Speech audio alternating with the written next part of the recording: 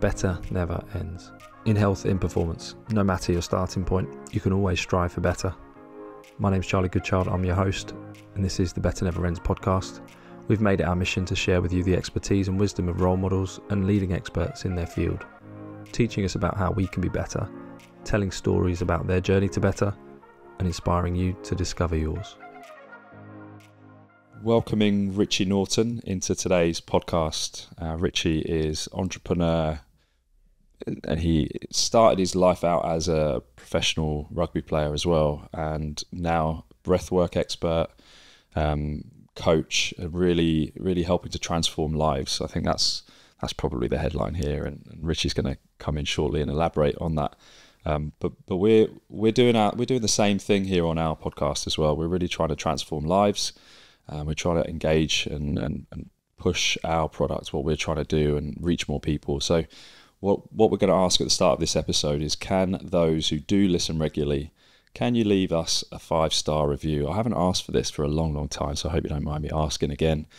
But for reasons of reaching other people, if you think we're doing good work, please can you help us reach someone else by leaving us a 5-star review? Maybe leave some nice little comments. So on that note, if we're talking about nice comments here, Richie, I brought you in and I invited you on because I saw one of your other podcasts. I was in the live audience for the Citius Wellness podcast, and I was just really blown away by some of your messages and your clarity of thought, and actually your breathwork session at the end. We did a lovely breathwork session, which we'll come to the latter end of this podcast.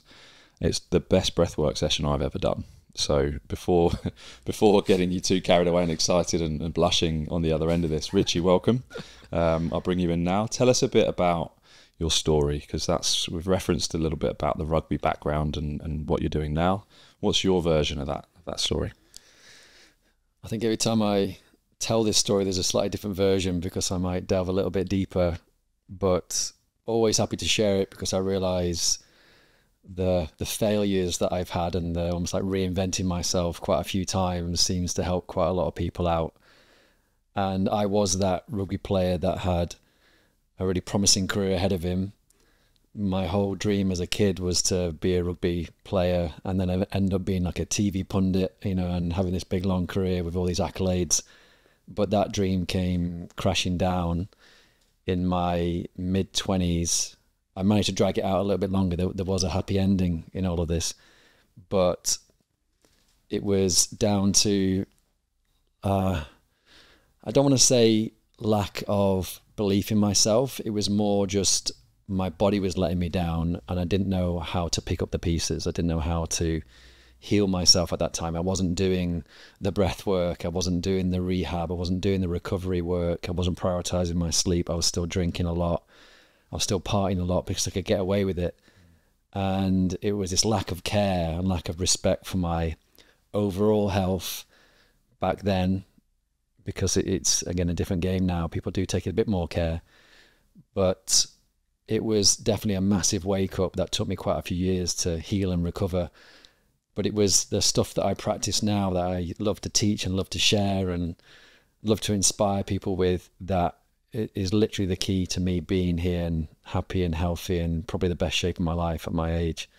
Yeah, I saw at the top of your Instagram, I think you've even pinned it, is the comparison between you and your rugby playing days, I think quite early in your rugby playing days, and you now, and the visual difference is quite clear. You can see you're carrying a bit too much weight, you look swollen in your face, you can see the differences there, and you've just explained some of those reasons why that might have been.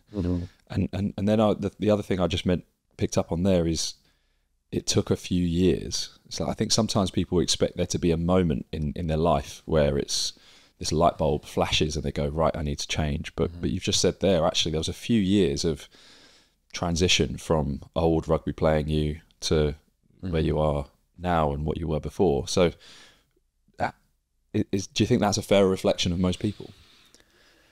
It's hard to say most people, but I can speak very honestly.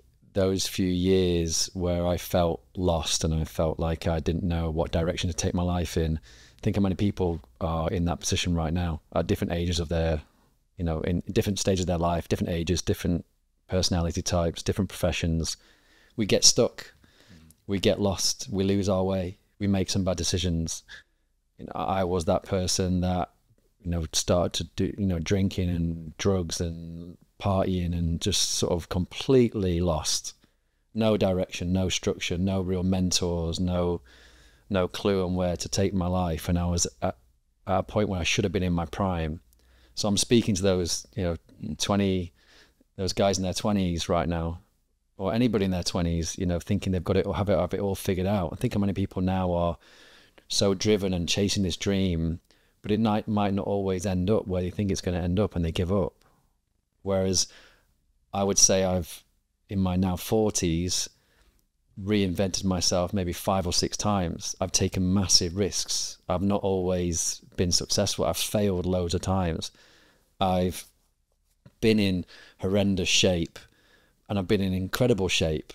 I might have looked the part, but I've actually inside been toxic and ill and unwell, physically, mentally, emotionally, all of the above. And I would say, looking at the way the world is right now, with all these distractions and all this temptation and all this opportunity, it can be super overwhelming. And a lot of people don't take the step, they don't take the leap, they don't back themselves, either because they're not confident in their abilities yet, or of how they've been brought up, or their peer group. They might not have tested it enough yet. But the positive side of this story is, when you really get behind something that you really love doing, and you go down the path of learning to be the best in that space, you might not be the best yet, but the point is that enthusiasm, that real drive, that backing up yourself to be in a space where you know you can add value somewhere down the line, it's a really good path to go down. So you should go all at it, rather than feeling like you've got to do something because someone's told you to do it, or because it's popular. Or try it. If it doesn't work out, at least you've done your very best. You would have learned something. You would have picked up some really powerful lessons. You would have grown. You would have upskilled. You'll have more knowledge, and then you'll start to get clearer and clearer and clearer. And I'm still on that journey right now, and that's what's so exciting. That's why I get so fired up about it, which is why I love sharing this story, because I can speak to every single person and know something will resonate depending on where they are on that path. So I've always been ambitious and motivated. That's never been a problem for me. I was quite lucky to realise that I wanted to work in something physical, a job that was physical. So I did sports science as a degree, got to the end, loved the learning, but wasn't quite sure what I'd do with it. So I went into physiotherapy and enjoyed that, and really felt like I was lucky to enjoy my job. And I did and do for throughout my career, and wanted to be the best physio I could be, and had this passion from quite young that was my calling for that period in my life, my 20s. But I'd still be partying, I'd still be enjoying myself, I'd still be socializing, playing social rugby, and there was lots going on in my life, but this kind of root motivation was, I want to be the best physio I could be, and I wanted to be a sports physio. So I tried it. I did a season at Saracens, and I got to the end of the season, I was like, I don't think I want to be a sports physio. This is not for me. It's lonely. I'm on my own a lot. I'm spending a lot of time watching training. I'm spending a lot of time sitting on coaches, traveling between matches, watching gym sessions. I'm bored. It was this weird thing of like, my whole physio career up to that point was about trying to be a sports physio, and I was like, no, I don't think it's quite what I want. So I kind of pivoted and went back into clinical work, came into London and just saw patients day after day, and realised that was much more interesting for me. And then I had another moment, because you're saying about these sort of moments, these different iterations of your journey. I could probably pinpoint 3 or 4 of those throughout my career in 15 years. The next one is like pivoting into becoming a real good clinical musculoskeletal physio. Then I wanted to be a leader within a team, so I was the head physio for a physio company.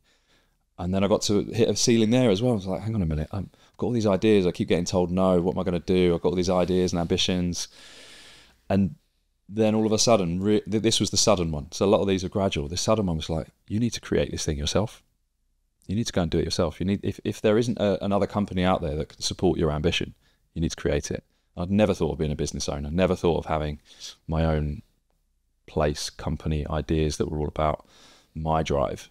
And then it was the most obvious thing in the world almost overnight. So I guess that, like you said, it can happen different ways. But yeah, I've got these different examples throughout my life where it's been a bit of both. So everything you just said, that whole step, sorry, not the whole step, but the whole leap to where you are right now, you can't imagine being where you are now, doing what you do now, when you first started as a sports physio, right? So think about all the people that are listening to this podcast right now. They're at some stage of their life. They maybe have their own business. Maybe they're just starting out in their career. Wherever you are on that journey, it's hard for you to go and be like the CEO of like the company that you're working for if you just started. Or if you want to start your own business, but you've just got out of college, or you're in a job that is kind of just repeating itself. The leap can seem so big for some people. They never start. They don't think it's possible. So they just stay in that lane. They stay in that routine. But deep down, they know there's more. What level of more, what that step up is up to the individual. So if you're going to inspire people listening to this right now to take that leap, taking the next step is the main focus. What's that next step? Is it learning something different? Is it trying to take on a little side hustle to test the water so you don't have to take that big risk? Most people think, oh, they've got to jump from this to this. Most people can hustle with a couple of different jobs, try a few things out, get a feel for it. When you feel like the flow is right and you're moving in enough direction, moving in a positive direction where you're getting the feedback and you're really enjoying it, that kind of fire, that kind of energy, that kind of confidence allows you to back yourself and take that leap without feeling like it's going to be a massive risk, because you will not fail. But you have to do the groundwork first. You have to learn in the job. You have to try things out. The jump can't just be from start to finish. It's the work in between that makes you the best version at that finish line, which never really happens. There's not a finish line. There is no finish line. Yeah. There shouldn't be. Because it's like, what's the next step? And I think, because I now do a lot of business coaching in like health and wellness, because I am sort of an older version of myself now. When I was in my 20s, there's no way I would expect to be where I am right now. I didn't think I was going to make it past my 20s. I thought I was going to write myself right off. But one of the biggest things I share to give people the confidence to take the leap is, if you don't put in the groundwork to make the mistakes and expect that you're going to make mistakes, you're not going to learn how to be the best possible version of you as a coach, as a leader, as someone that can inspire other people that you're going to help hopefully bring up, because you would understand the suffering. You'd understand the tough days. You'd understand what it takes to be the best version of yourself. And just like you would do in a workout, if you want to be in great shape, it's going to take some graft. No one's doing it for you. You've got to do the work, even if you've got the best coaches, the best mentors. So I try and become that mentor. I try to speak on podcasts and think about, well, who's listening to this right now that needs that little nudge to go, okay, might be dealing with some challenges right now, but this is part of it. I've got to keep going. I've got to think about where I'm taking my life. And that, like, taking ownership is why it gets me so fired up. Like, you're pursuing your passion, or you're pursuing something that really matters to you. No one is like you. No one's going to be you. No one's got your story. No one's got the real fire inside of you that's driving you to where you want to be. So stop comparing yourself to anybody else and stop rushing the process, because that pursuing of that process is what's going to make you epic at what you do. And it's the nitty gritty little bits and the grind and the head down and the focus and the belief that makes you that person. There's a few things that resonate a lot with me. Is that firstly, there was as much as I speak of this almost overnight realization that I knew what I needed to do, there was a lot of groundwork that gave me the confidence to do that. I spoke a little bit about it. So yeah, leading a team for a couple of years, and I built a website and did some home visit physiotherapy really early in my career, just to earn a bit of extra cash, but also create something. Did some sports work on the side, so I had this kind of sporting angle to my physio. Created a social media platform and gave away educational content, started a podcast, all this stuff that's about creating a brand and creating a message and delivering stuff. There was a lot of that happened. And then in that moment of, I'm feeling a bit lost here, hang on, what is it I need to do here? Because I've hit a ceiling, I don't know what to do. I was able to look back on that groundwork and go, hang on a minute, if I can do that, and that, joined it all together, I've essentially done it already. I could just do it in a slightly different way, and I can start this myself because I've done some of that before. So as much as there was a light bulb moment, there was groundwork, there was side hustles, all those things you just said. So I think even in my story, I can really resonate there. And then the other bit was, you're ready when you're ready. And it's essentially the same thing. All that stuff happened for a reason for me, to bring me to where I am now, and to sort of give me the confidence. But some people, they're ready earlier, right? Some people do incredible things in their 20s, and I look at that like I was never ready in my early 20s to do that. So do you think some people just, they're different character traits, different things about their development, their upbringing or whatever, that helps people take real big risks and be brave really young, 20s? I would say there's two parts to this. For example, most of my clients and people I work with are people my age. I say my age, even though I'm still a 20-year-old in my body and my mind. I'm a wiser version, but my demographics sort of like between sort of 35 and 45 up to 50, because there are people looking at me and going, right, I want to live that way. I like to think I'm a good example of that. And there's these guys that are getting to the point in their career where they realize there's more to life. And I think the reason for that, if you think about the 20-year-olds and the young people in, a couple of generations behind, they have access to more now. Just like people now have access to social media. If you look in the right places, it's very motivating, very inspiring. The world's wide open, the internet, online coaching, like it's almost like limitless to what you can go and do right now. So all those people in my age bracket can reinvent themselves now and go and pivot, change direction, recreate their life, recreate their whole professional career if they choose to pivot, because that's more exciting. Whereas before you'd be stuck. You start your career, do your training, do your exams, you do your qualifications. Oh, I guess that's the world I'm in right now. But there's so many ways to deviate off that very familiar path by being more specialist, by going into a slightly niche area of what you do, because that's more exciting. You still have to be passionate about it, but it's wide open now. And the 20-year-olds now are more proactive, more engaged. I don't think it's luck. They still have to have drive, but there's now proof that if you do this, this, and this, and the steps are very, very clear from a young age, because there's so many like young professionals now with startups. How startups now can become a thing. Whereas before you had to do the process, the university, the skills, get an education, all your qualifications, your experience led to you getting a certain job, and you were fighting with all these people. Whereas now you can do your own thing, your way, because the world allows it. So I think it's a combination, because there were a lot of people back in when I was 20s that were killing it. It's because they were super intelligent, or they were very talented in one area, or they had a support network that helped them on their path, gave them a head start. But now I feel like everyone has the potential to do that wherever they are. I work with like some 50-odd-year-olds who are like, it's over. I'm done. I can't get off this train. I'm stuck in this hamster wheel. Or they're in a state of their health where they don't even know where to start. It feels like such a big hill to climb. So they don't start. They don't think it's for them. They think they messed their chance. Whereas I've had many occasions, and I really hope people pick up on this, where if you start to get people to reinvent themselves by making some changes, a few habit changes, the morning ritual, the evening ritual, start to find behavior that embodies who you want to become, because that should never end. My dad's 70 and he's just started going to the gym again, best shape of his life, loving it, feeling great, but he'd written it off for quite some time. I think it's just that, some people just need a bit of a push. Yeah. To just get them to begin again and look at things different, change that perspective, reinvent who they are, their behavior, their attitude, and how they turn up in the world. Sounds like you're an anti-midlife crisis coach. I mean, funny you should mention that. I had this conversation with someone the other day.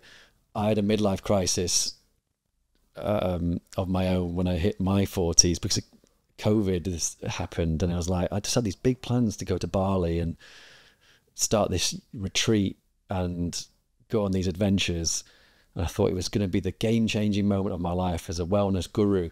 And I just thought, this is my calling. And then the world got shut down. So I spent all the money on a motorbike same amount of money. Still one of my best decisions ever. I still get a lot of joy out of that. But I almost had to like look inside myself to realize like, okay, well, that plan's not going to come together. Okay, what else can I do? What else do I enjoy? So midlife crisis, I think maybe had a couple, because I'm so driven to, and I expect more of myself because I know I'm capable of so much more, and I'm the only one that's held myself back. So my midlife crisis, I do believe they do happen, but I don't believe it should be that much of a problem. That's the moment, perhaps. That's the moment in which you get this internal stuckness. It's like I've suddenly realised that my path is not in line with my values, something along those lines. Because I guess your body, your brain, your mind are trying to tell you something, and it's that you're that person there who can help them listen and travel in the direction that does fit. So yeah. If someone is stuck, if someone is feeling midlife crisis-esque or just not quite in line, how do you help redirect? So I'm glad you went a little bit deeper with that then. So because I do come across people that I end up coaching that are, maybe some of them don't always admit they're having a midlife crisis. The pattern that I see is, and especially in men, because I do work with a lot of men, partly because I like to think I'm the healthiest version of a 44-year-old I could be right now. Even saying that number out loud just doesn't make any sense. There's a time where you look back at your life and you sort of question, have I made the right decisions? All of my choices up until this point have got me to where I am now. Am I happy? Am I content? And whether it's, you got married early, you had kids, or you didn't have kids, and the job that you've been in, and you're not happy with that job. And also, I'm very aware that I'm getting older. There's a sense of urgency that's kicked in, partly for other reasons where I've realized how fragile life can be and how precious it is, and how time just flies by quicker than ever, it feels. So whether you call it a midlife crisis or not, when that time comes, that clock, starts ticking a little bit louder, because I'm not accepting of where my life is right now, which is, I guess, what comes across when I do consultations with people. They know there's more, or they know they're capable of more. They want more. They deserve more, whatever it is. I feel like I deserve more. I feel like I should be doing more. And I bring a lot of conversations to the table that talk about death, not in a morbid way, because a lot of people I speak to don't have it on their radar.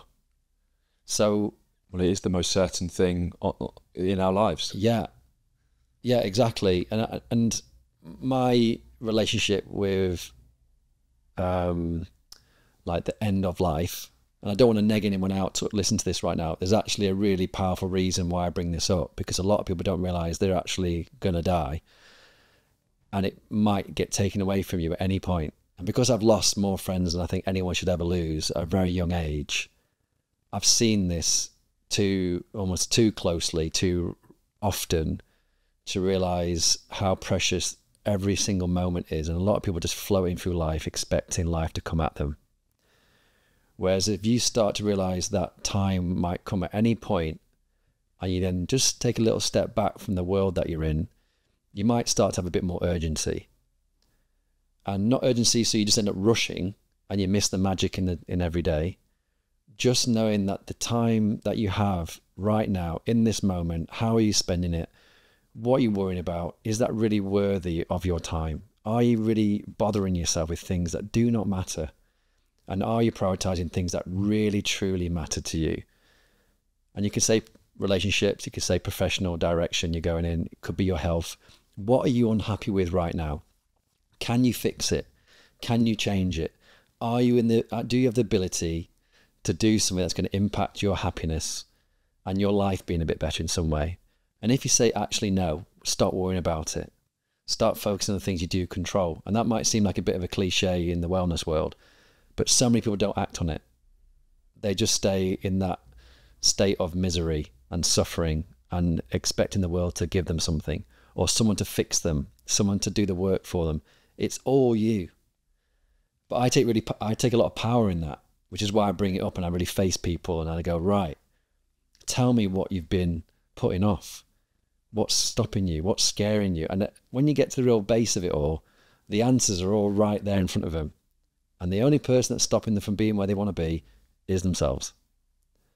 And when you start to think about real urgency, that, wow, I'm like 44 years old. That might not seem old to many. It might seem old to a lot of people. The point is, if you create urgency based on the fact that you know your time is going to fly by in a blink of an eye, how are you going to really grab the moment right now, and what should you be spending your time on? And when this happened to me earlier this year, because I did lose a friend and way too early, and it's super sad because he had a career and a life ahead of him that he didn't grab. He was so lost, and just the loving, caring, beautiful person that didn't ever tap into his power. And I always think it's such a shame that they didn't take that leap. They didn't take that chance. They didn't take action. They didn't lean into what was calling them, and they lost their way. So I hope to speak to people through a podcast or anybody I come into contact with to encourage them to maybe take a little step back and slow things down for a moment to see where your time is being spent. Sounds like introspection is a big part of this process. It's just being able to look inwards and see and review your current situation, your current feelings. Is the world working against us when it comes to introspection? We have so much external, so much distraction, so much ability to numb and not be in the moment. Is that tough for many people? Because you sound good at it. I'm hearing you ask yourself some fantastic questions. You're really asking those, like really trying to get to the crux of what it is. What am I feeling? What am I doing? Is this right for me? But if you don't have that ability, you don't have that presence of mind, you don't find the answers. Can I answer this in a really clear way that speaks to everybody? Because I know I've had to go through a lot to get to this point where I can ask myself those questions. And it's involved me going to some really dark places and clawing myself out and digging deep to find the energy to keep fighting. And I would say it's now one of my best gifts to be able to like know the suffering and know that it takes people wanting to do something, wanting to change, feeling that there's more, and taking that leap. And I, a few years ago, wouldn't have asked for help. I didn't see anyone around me that was able to understand. So I was that person suffering in silence. I was that person just getting on with it and thinking, hopefully everything will work out. And I like to think we are more of a woke society, and I mean that in the least amount of like woo-woo way, that we know there's more. And there's so many inspiring stories out there of people that have overcome things. And I hope to be someone that people can relate with. And I think that's the honesty and the authenticity in my vulnerable ways to hopefully remind people that there's more. And you don't have to stay stuck. And I hope people keep exploring what they're capable of. And don't worry if you haven't got it all figured out yet. So I guess if I'm relating to my introspection, I'm continuously trying to be a little bit better in relationships, as a brother, as a son, as a coach, a mentor, as a friend. Because I realize how, going back to the time piece, because your time is so precious, I hope you realize that. Your time with your family, your time with everybody around you, all of these moments that you share, are you giving it away to the people that really deserve it? Because there are a lot of energy vampires out there. A lot of people are looking to take your energy. Or, you know, where you're spending your time, is it helping someone in some way? Are you feeling good about that situation? Is it supporting you? Like, listen, feel, the signs are often there. Most people ignore them. So the whole idea of looking inside yourself, some people are just pure evil, and it's a shame because it's not always their fault how they got there. They just want the world to burn. They look at the world in a very dark shade. And I don't like to think that I can't help that person. I just hope I can maybe be that voice that gets them to look at life a little bit differently. And I think that role as a coach, or just someone who's just being kind, going out into the world, you can maybe be that person. But if you're not representing that person in your own behavior, it's hard for you to go and see that positivity and good in others. So it all starts with you. So I guess in the long-winded way, work on yourself, ask yourself those questions, learn the lessons, go to those places, know that you have to ride it out, and then you find this new energy that you're able to then share with the rest of the world. And that is such a beautiful gift that I think everybody has.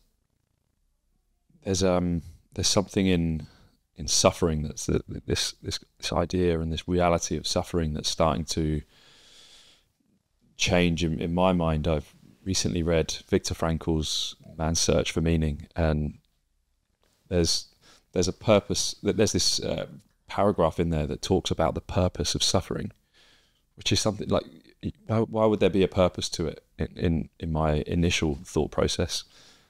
And then he says that as we were suffering through the Holocaust, the ones who found purpose in their suffering were the ones who survived. The ones who couldn't see a reason to continue suffering, they died. And you get this real clarity of, I mean, it's a pretty dark book, but at the end there's this light that he found purpose in his suffering because he had stuff to give to the world. He had things to achieve still in his world, and therefore he was supposed to suffer in that moment in order to go on and do what he did, which was to become to talk about his experience and write incredible books and become a psychotherapist that did amazing work, create a whole new form of psychiatry. Mm-hmm. And it's made me think, as much as it's hard and dark and very upsetting, and that suffering, there may be a purpose to it in the end, as hard as it may be. And it sounds like you've done your own version of that yourself, is that it was tough, it was hard, but it's led to you being who you are now by asking those inward questions and coming up with answers in the end. Yeah, thanks for saying that. I like to think that's what makes a great coach, and what makes a great human being, that is going to be someone that inspires someone else. If you don't go through it yourself, how can you possibly have that insight to know how you can help another person on their path? Yeah, I think that's really key to mention. A good coach is a great coach because they've been on the journey themselves. Mm. They've put in the work. They know what you're experiencing. They can meet you on your level, and then they can guide you along the way. And because I know I've still got so much more to learn, but that allows me to meet people at different levels, because I want to be, a really inspiring leader in my space that hopefully helps other people on this journey. I have to continue to upskill, and I have to keep, going through the tough moments of digging deep and learning and training. As we get older, we got to train a little bit smarter. Mm-hmm. If you'd asked me that, 20 years ago, I'd just be in the gym lifting weights, smashing it, still drinking, still eating whatever. The smarter and more intelligent you get around your learning and how you train yourself is what's going to, I think, allow us to live a lot longer than our parents. And I'm determined to do that. And I think you've got to go through those moments where you realize you've actually got to dig deeper, otherwise you're not going to get it out of this dark hole. And just know there's something else to learn. There's some way of becoming a bit better that keeps you on that journey. It keeps you moving forwards. I think a lot of people just think it's too big a jump, or they're in this misery pit, and sometimes you just need a little hand to get out the other side. And I hope, like Viktor Frankl, sharing his stories, like anybody, somebody be able to relate with your story, which is why we should all keep telling our stories and using it as fuel, using it as inspiration, because there's always someone else that needs that reminder. And that's what I would have loved when I was younger, that I eventually found, and now I hope to step into those shoes. Well, I guess I kind of am already. And you've adopted a whole lifestyle now that supports your ambitions, that allows for you to feel the best version of yourself. And you've mentioned there about living longer than our parents, but also living healthier than our parents. You know, we're often, the reality of getting older is that people become less able and sometimes disabled. And I think that living healthier, increasing our health span is a very important part of what we now are looking to as younger adults. The work starts now. So if you're advising people in our age bracket, in 30s, 40s, about how they can change lifestyle habits to live healthier, not just longer, what kind of things do you advise people? So the first thing I always try to say is don't get too caught up on trying to fix everything at the same time, because it often feels really overwhelming. We're all busy. We've all got a lot of stuff going on. We're maybe time poor, and the world's so distracting, like you said. And there's all these sorts of different things out there that are supposedly really great for us. It goes back to that whole idea of like looking at what you are going to enjoy doing. What's the lowest hanging fruit based on how much time you've got and what your lifestyle's like. What's the one that's most likely going to stick? And that's different for everybody. But because we stress ourselves out so much, worrying about so much, stress is, I think, a lot of people don't realize how much stress on a consistent basis is causing chronic problems, which is feeding into how our body responds to pretty much everything that we do. The way we train, the way we eat, the way we sleep. And a lot of people are just grafting, grinding, thinking push, push, push, but they're causing more damage, and that's going to catch up with you. So a few quick hacks are how you go through your day and audit your time to make sure you're allowing for that stress to disperse, shake it off, down-regulate the overstimulated system. This is why breathwork is kind of my core focus of coaching right now. Most people don't even know how to breathe properly. I mean, it's great that more people are talking about it now. There's more breathwork coaches out there. When I first started like 15 years ago, no one had a clue what I was talking about. They thought I was mad. Spiritual guru, woo-woo-y chat. But it's probably the reason I am here today, functioning at my best. So in a long way around to answer your question, my story, is learning about how to be better in the moment based on what I've got access to. Breathwork's always number one. Learn how to breathe better, be more mindful of your energy, observing how your energy is, your mood, your vibration, as I call it, and starting to just check it throughout the day. Because I know everyone's breathing. It's the one thing I know everyone has to do to survive. But then looking at, do you need to get some sleep? Do you need to prioritize getting more rest? Do you need to eat a bit better? What's the lowest hanging fruit? Which one do I know you're doing more than most? Breathing badly, probably. And also training your body to be stronger. If you don't train your body, if you're not adding resistance training to the body, if you're not adding that element where you're strengthening the body, it's all going to start to break down, just like poor breathing patterns leading to like poor physical health and poor mental health. So it's a hard, as you can tell, I'm trying to elaborate a little bit more to give you a full spectrum. They don't have to be massive tasks. They don't have to interrupt, busy schedules. They actually will improve the way you perform in your day if you start to add them on a more regular basis.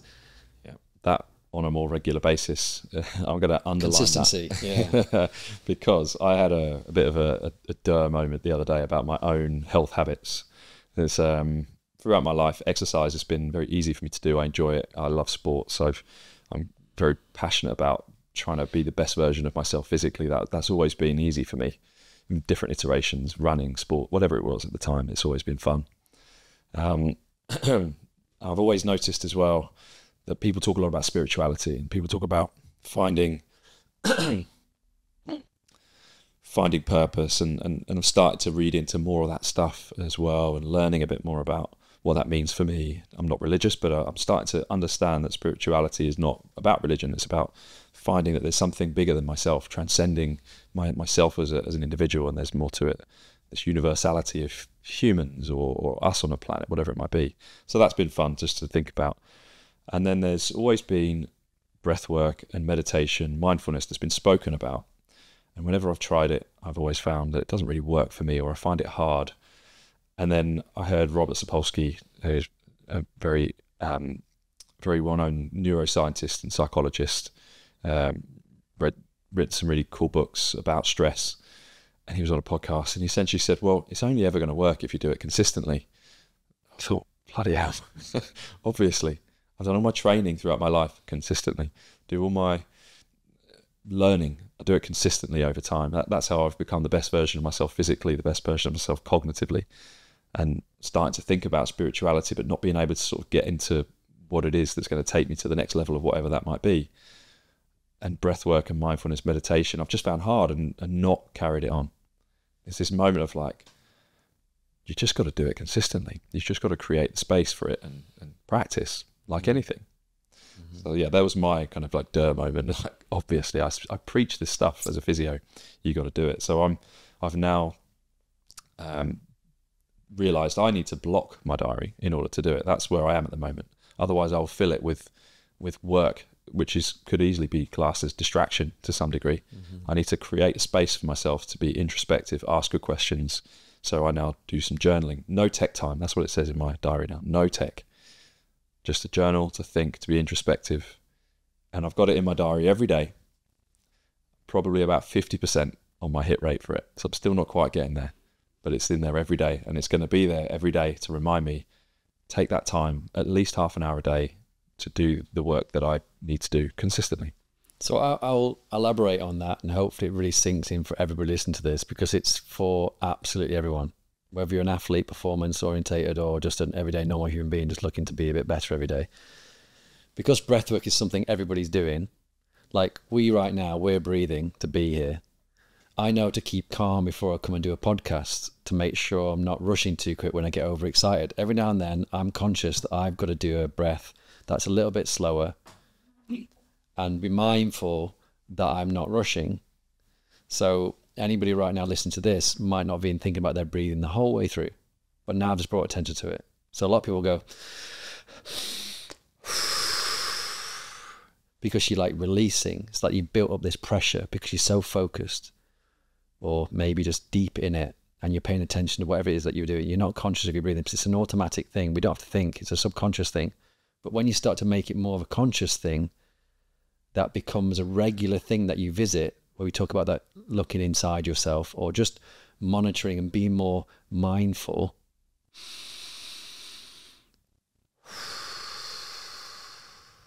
How are you feeling in that moment? So you can ask yourself that at any point, even like with the time blocking, that's great, but let's make it even more accessible. Wherever you are right now, listen to this. Wherever you are right now walking, wherever you are right now sitting, how are you breathing? What's your headspace like? What are you feeling like? What are the emotions that are coming up for you right now? Are you happy there? Is it making you feel good? Are you feeling tired? Have you moved much? Actually, no. So you can ask yourself those questions. I actually need to get up. I've been sat down for too long. And because I'm trying to take better care of myself, I better get up and go for a walk. I better go outside and get some fresh air. Actually, I'm just going to stop. I'm actually going to close my eyes because I'm feeling a bit tired. I'm feeling a bit stressed. And it might just take a few moments. I know, because I've consistently found pockets of time through the day to be more self-aware of my energy and how I'm feeling. I can navigate my day in a more conscious way. I've not made any big decisions. I've not had to block out any time. But I'm like walking around, seeing, looking, taking the world in a little bit more. So I'm more conscious of my day. So my body is then telling me, I need to actually slow down for a bit. I'm feeling really anxious. I hadn't picked up on the fact that I'm feeling a bit tight in the chest. My mind is 100 miles an hour. I'm actually feeling a bit down. I'm actually feeling really great. How can I use this energy? Most people are so robotic in their behavior and so easily distracted, and their attention span is so short that they're just floating through life. They're just existing, and no wonder they're out of touch with their body. So when you're looking for like this mind-body connection, whether you're using it to lift weights or to run faster or to be more focused at your desk or whatever it is that you're doing as a job right now, if you're just in autopilot, there is so much disconnection going on. And this is the issue with our mind-body connection being so disruptive, which means our gut health, our breath work, how we breathe, our mind, our stimulation is out of control because we're just in autopilot.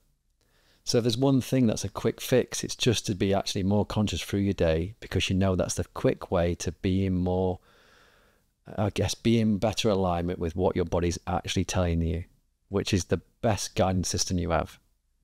Do you like staying where you are, or do you need to make a change? And it might seem like super simple. As I say it, and like, God, it's so simple. I'm not an expert at this, but I know this is by far the biggest thing anybody can do right now, whatever it is they're working on, to be more in tune with their energy, their mood, their attitude, their behavior, everything energetically. And that gives you power, that gives you control, and that gives you the ability to make a decision in that moment. How powerful is that? And obviously plug in wherever you are in your life, your role, your current position, where you are in the world. And when you really start to take ownership with you having those decisions, knowing that you can take action, no one controls you anymore. And life gets really simple. So then it's all on you. Can't blame anybody else. No point worrying about it, because it's all on you. Powerful, isn't it? I was thinking there that one of my earlier questions has now been answered in like, I asked you about, how did you learn the introspection? How did you learn the ability to ask yourself good questions? It sounds like the doorway to that is breathwork. It is that ability to bring yourself into the presence and look inside the inner workings of your mind. Mm-hmm. Sounds like that's a pretty pivotal part of the way you found clarity in your own development, but also in how you coach other people. Yeah, and I'll just add to that, meditation is often something that people get stuck with. They can't do it. I was that person. So just to jump on that one point, we know breath work, so we know, I'll come to that, we know meditation is what we should all be doing, because it allows us to be in the present moment, right? Allows us to be present in the moment. And we all know what we should be looking like when we do it and what we should be feeling, but most people can't get there. So they either don't start, they give up on trying, but they know they should be doing it. Because why is meditation on, most people's list of being successful and being happy and being fulfilled, that we all want to have?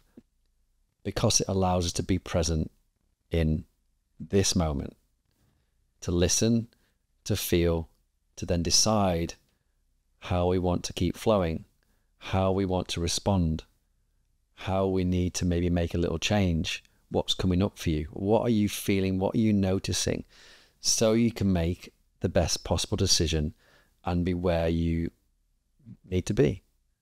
Because nothing else matters, and that's the whole magic. And it hit when I did a yoga teacher training, and they ask you to delve deeper a little bit and work out what you need and sit in silence and be still and connect with your body. And I had a few breakdowns before I actually realized what the message was. And it was really just about being in that moment. And breath work allowed me to be a better meditator, because breath work allowed me to shift out of this maybe negative spiral, this low energy, this busy mind, which a lot of people can relate to. And it got me into my body and out of my busy head so I could be still. And that is the magic of breath work, because it allows you to really tap into being super present by maybe shifting the energy, up-regulating or down-regulating. And that is such a gift and such a powerful tool that so many people still need to learn. What are some of the common barriers you find to accessing those inner thoughts, to finding the peace and being in the present? What are the common barriers you find that people present with? A lot of the time it's, I would say, the fact that they think they're too busy. They haven't got time. They can't sit still. They identify with being super fidgety, or their minds just think about too many things. I've tried it before, or it's not for me. And how they maybe perceive what's involved. And on the other side, maybe it's because they're scared to go there.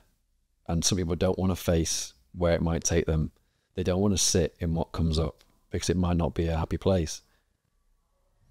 So my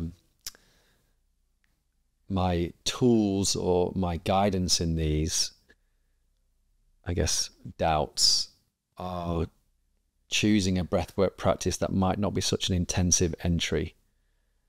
So just getting someone to trust me and let them, or let me guide them, let's say. So it doesn't feel so scary. So all of a sudden I'll be like, well, it doesn't take much time. That's one barrier sometimes. Let me guide you so you don't have to guide yourself. We won't do anything too intense. It'll just take a few moments and we'll just explore that.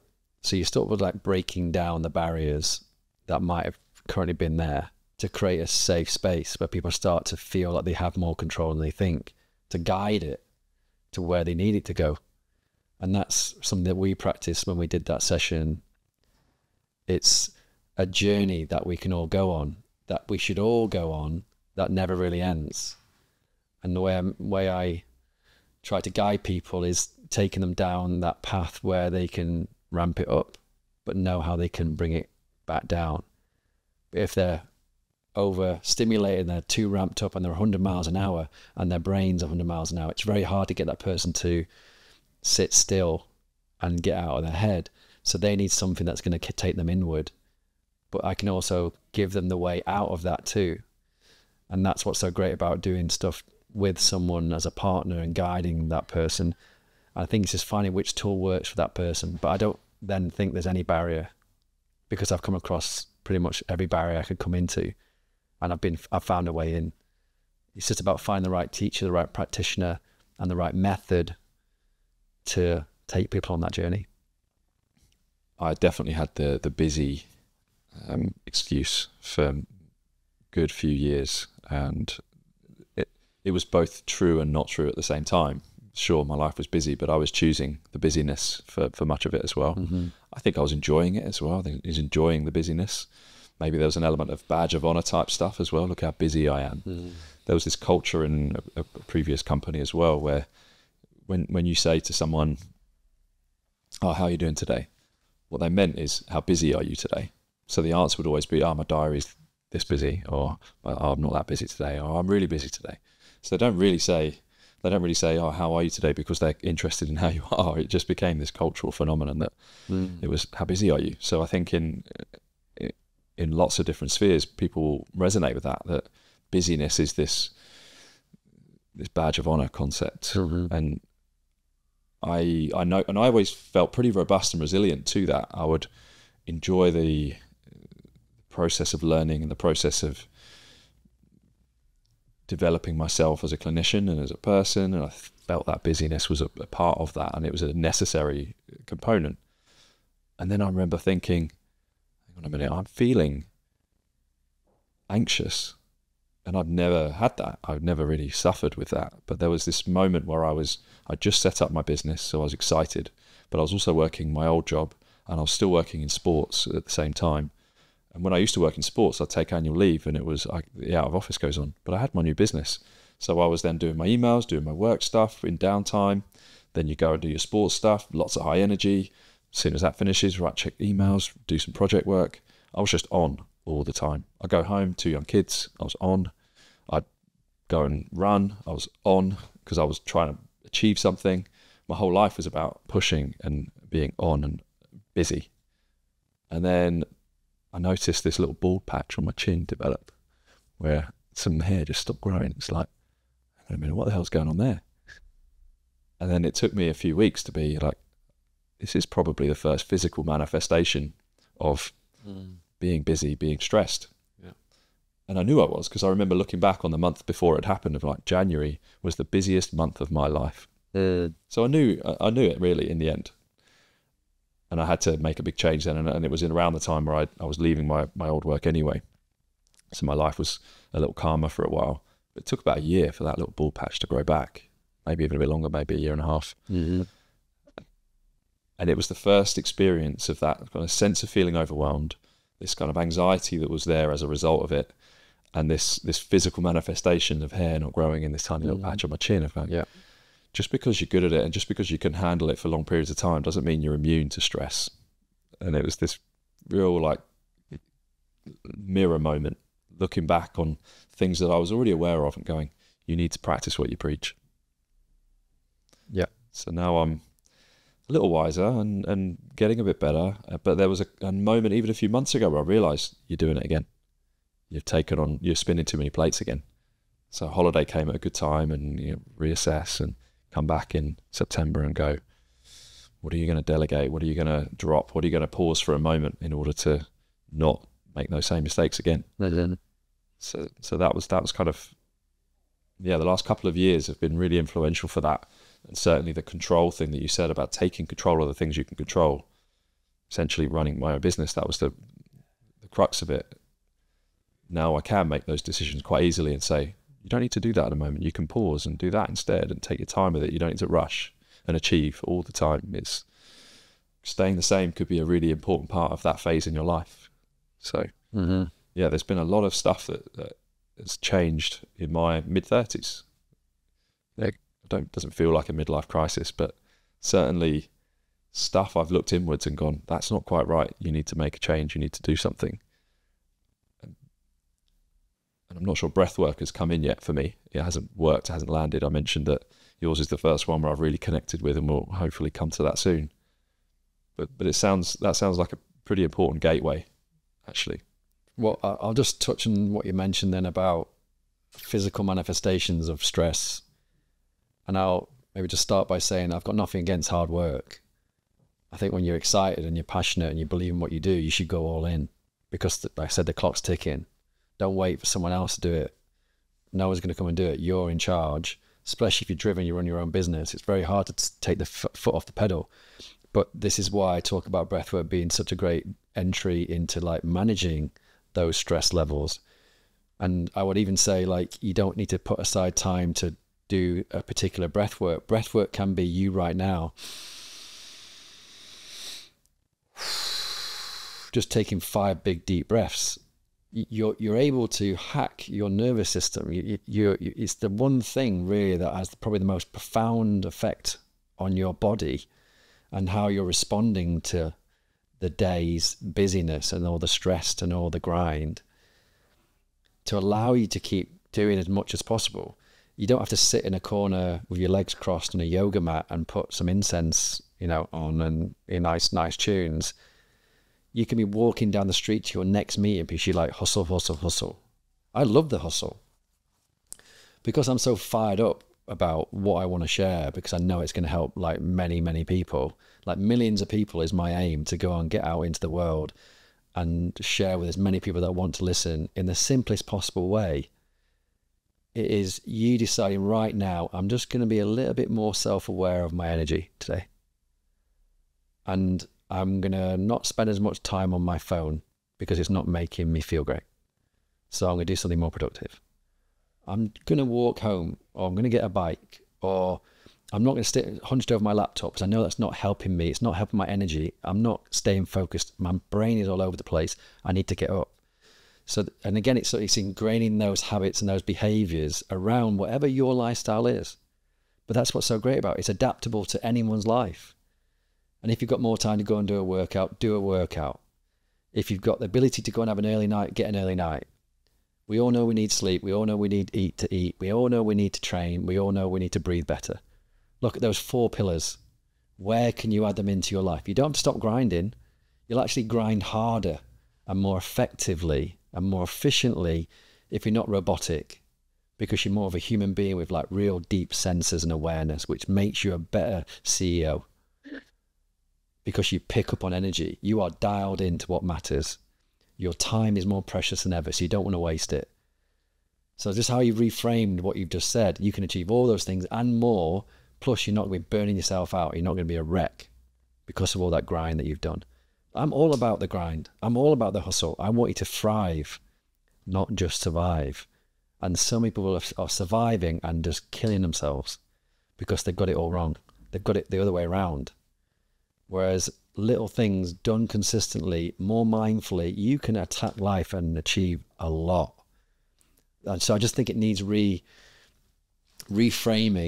And I think a lot of people could do with just a little adjustment. And I come across a lot of successful people that are like looking ill and tired. And when I tell them how old I am, they're like, what? and what I can do, and how I juggle like 5 different businesses. I still get to come into London for the day, and just, it's about managing where your time is spent and being more self-aware of your energy. And then you can just, I like to think it's like a Jedi, people that don't know Star Wars, but I like to think you've got this insight to look at the world a bit differently and be super sensitive to energy and really composing yourself so you can flow through your day, knowing that your time and your energy is super precious. So where are you putting it? Where are you spending it? How are you feeling? And that allows you some real insight to have a really powerful and productive day. I've noticed a lot of your communication, a lot of your explanations are about you, as in like getting the person to consider themselves as the main part of this. Our world is full of the ability to compare to others. And we look at others and think, I want that. We look at others and think, I want to be there. I want to do what they're doing. But you've spent a lot of time saying, no, inwards, you're the individual. What's your journey? What's your first step to take action? Is there anything else that you would say to someone who is guilty of looking at others for their... Because I guess there's some positives, right? There's some role model concepts. You look at others to see what you want to achieve. But how do you help someone take the best bit of looking at others, but also the benefits of looking inwards and focusing on what they need as an individual? So I feel I'd like to explain my answer from a point where you are you. Like, no one's like me. No one's got the story I have. Some people might be able to relate, might be similar, but no one's me. The combination of all the things that person's gone through are different to mine. So I'm also someone who's had mentors and people are inspirational figures in my life that I really look up to, that I can really relate to. But I know we've got a slightly different journey. We've got a slightly different upbringing, a slightly different environment that we've been brought up into. So I like to think that I try to encourage people to find people that they're inspired by, because they also then can see themselves in their shoes, knowing that they've got there because of this, this, and this.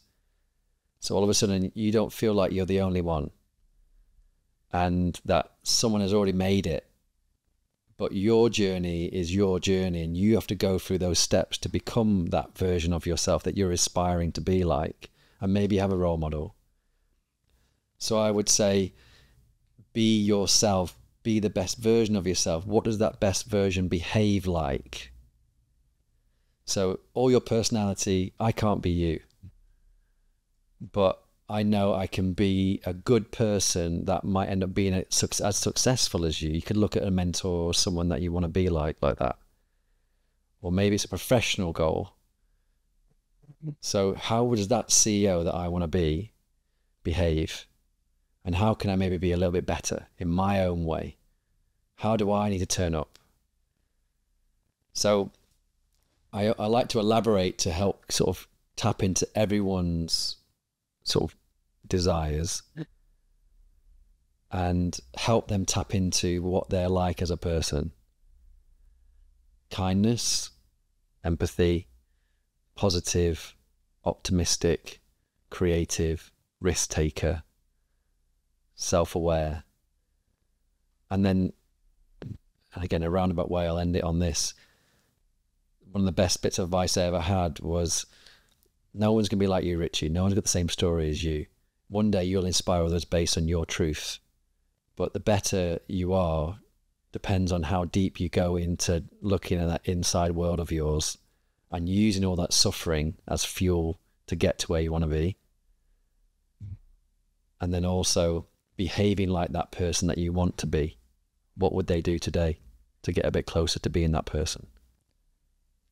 Stems from action by the sounds of it, looking at behavior 100%. And action, not just looking and analyzing and feeling and introspecting, but there has to be this moment of action that comes through that process.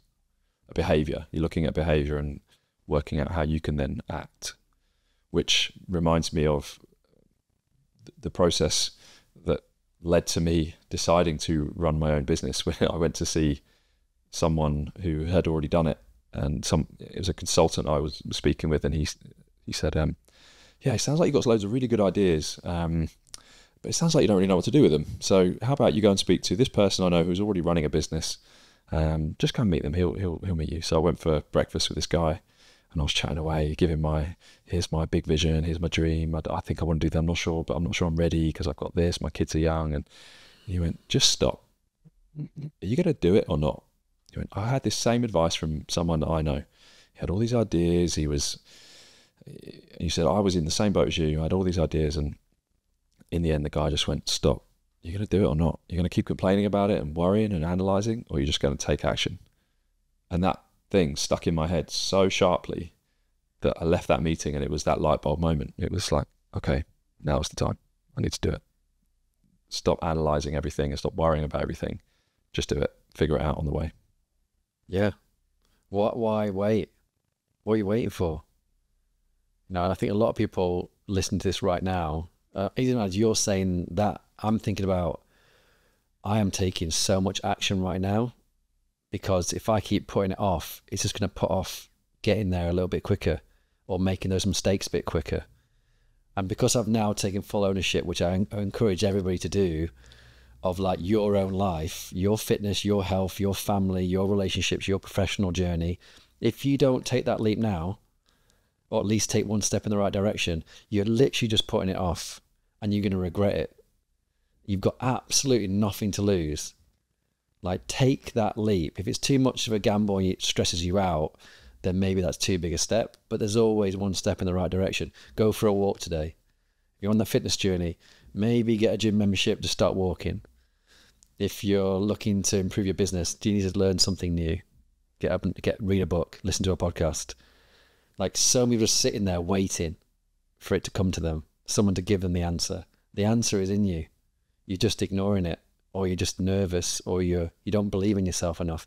If you don't back yourself to at least take that one step forwards, no one's coming to do it for you, and you're going to stay stuck. So I hope that creates urgency for people. That action today, one thing, pick one thing today, and then one thing tomorrow. You're already 7 days ahead of where you were going to be if you'd left it a week. It's like, it seems so obvious. And because I have these stories with coaches that I work with, now I work with PTs, and now I work with these more senior people in roles that I don't understand completely. I have to speak to the human being, and the pattern is the same. Whatever they're trying to do, if they want to progress, if you want to progress, anybody that's listening to this right now wants to get a bit better, there's one thing you can do today that you've been putting off, that you're not sure, you don't think might be right. That will be something you can be proud of, that you did your best go at today.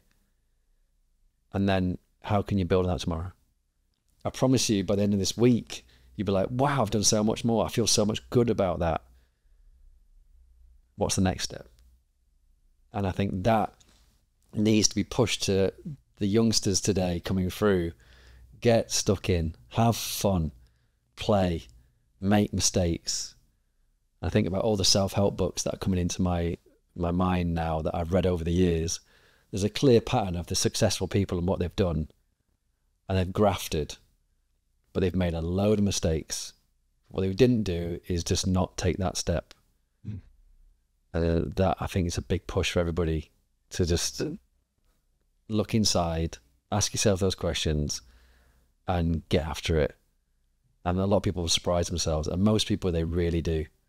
And that's what I love about being a coach, because you're part of that journey. You help them down that path in some way. So I really hope this hits today. I really do, because I couldn't be more fired up about life right now. I'm literally, I mean, you could probably hear in my voice, I get very carried away, but I am this way because I spoke to someone yesterday, and that's why it's so fresh in my head. And we had a conversation like this. That's why I'm going off on one right now, because I hope people that listen to this right now are going, right, this is the reminder to take action. I just needed this push. Go do it. And then let us know what you did. I'm going to take action now. And I'm going to ask you to guide my re-entry into the breathwork world, because I've already told my little mini story about my starting and finishing and not being consistent with it. So we promised the listeners some breathwork, and I'm going to take action by engaging in this breathwork session, and I'm going to carry on with it. That's my pledge. I'll carry on with the breathwork from today. Great. So over to you, Richie. Can you deliver a few minutes of breathwork? Because I think we've spoken enough about it now without taking action. So before I get really excited, let's down-regulate a little bit now. But what I'll do to set this up, so anyone listening to this, like as I would now, wherever I am in the world, I could be on a plane, I could be anywhere, wherever you are listening right now, finding somewhere where you can sit and you're not slouching. And I'd encourage you to actually close your eyes. So you actually start to go inward. And this is where what often happens is, I'm too busy. I'm too overstimulated. Maybe this conversation has got your brain running 100 miles an hour. That's normal. So first of all, know that's a normal thing. And then just start to observe the way you're breathing right now by taking some breaths in from the nose and then out of the mouth. As if you're releasing like a pressure valve. You're sort of unloading some energy. You're releasing any stress. You just allow the shoulders to soften. You can do it a little bit slower, so a bit more mindful of pulling air in for the nose. And let my voice be your guide that you start to focus on. If you notice the mind's busy, lots of thoughts, lots of emotion, that's all good. Just take another breath in. And you follow the air all the way into the lower lungs. So you're actually starting to stretch up the spine. You're filling the lungs from the very top all the way down to the bottom. And when you feel you want to release the air from the lungs, maybe just making more of a pursed lips. So you're not blowing it out. You're not forcing it out. You're just creating a little bit of resistance. So it allows you to take control of the tempo of this breath. There'll be a little pause at the bottom. Then you're going to take a breath in again. A little bit slower, a little bit more expansive, allowing a bit more space to appear in the lungs. And then you're going to pause at the top. You hold the breath for a moment. And then when you're ready, you slow it down a little bit more. When you get to the bottom, you're pausing the breath. And this time we're going to try and take a little bit more air in. So deep down into the lower lungs. Make sure your chest is open, the belly nicely expanding as you pull the air in deep into the lower lungs. Hold the breath at the top. And then when you're ready, really slowly out of the mouth, feel that pressure release. The face relax, the shoulders relax. All the way out till you're completely empty, and then hold the breath.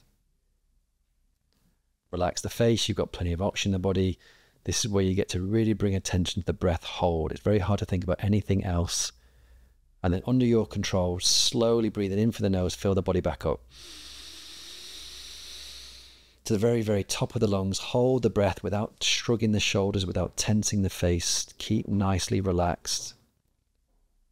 And then really slowly, when you're ready, even slower out of the mouth.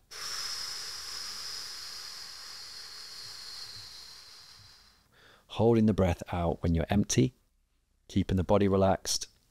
Mindful of keeping the face relaxed. You're really trying to tune in to the breath being the focus. Now a breath in for the nose, really slowly from the very base of the belly all the way to the top without tensing the face. Fill up, fill up, fill up, fill up, fill up. Hold the breath there. Relax the face, relax the forehead, relax the belly. And then as you breathe out now, releasing that pressure, the shoulders relax, the face relax.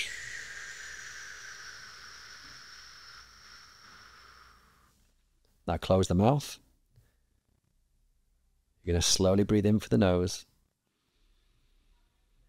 And then keeping the mouth closed, breathing out of the nose if you can.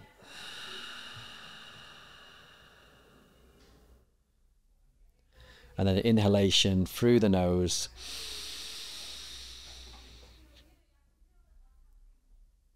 And then really slowly releasing the air from the body.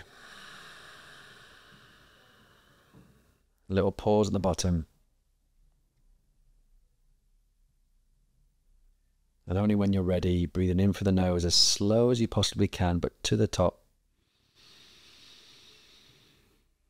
Holding there, last time. And now completely releasing out of the mouth, fully decompress.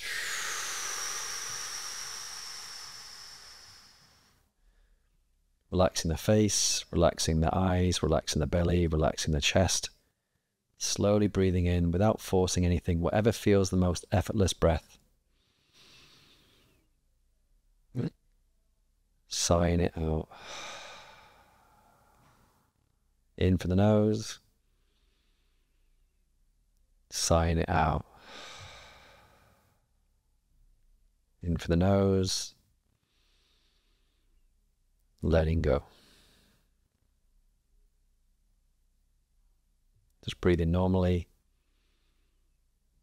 What do you notice? What do you feel?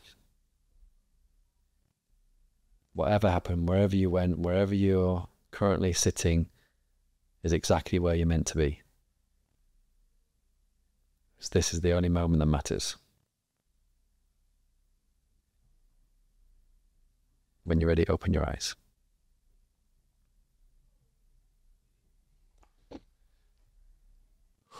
And even with all the noises and all the distractions that might be in our lives, it's very easy to get pulled into that noise, that car, that beeping, those voices, even that's our own voice. So with the breath, especially when being guided, you're allowed to keep bringing yourself back. So those distractions don't matter anymore. So you're less distracted, you're less overstimulated, you're less affected by the world around you. And if you think about it, what are you in control of? Your internal world. No one else has that control. So if you think about your mood, your energy, your stress, your anxiety, whatever you're feeling, you're in control of that. And that's powerful. So when all the world is pulling you in different directions, you're feeling all these things, you become aware of that. My mind is busy. Pause. Let it go. And you kind of repeating that cycle so you can go deeper and deeper and deeper. Some days it's easier than others. But that's the feedback.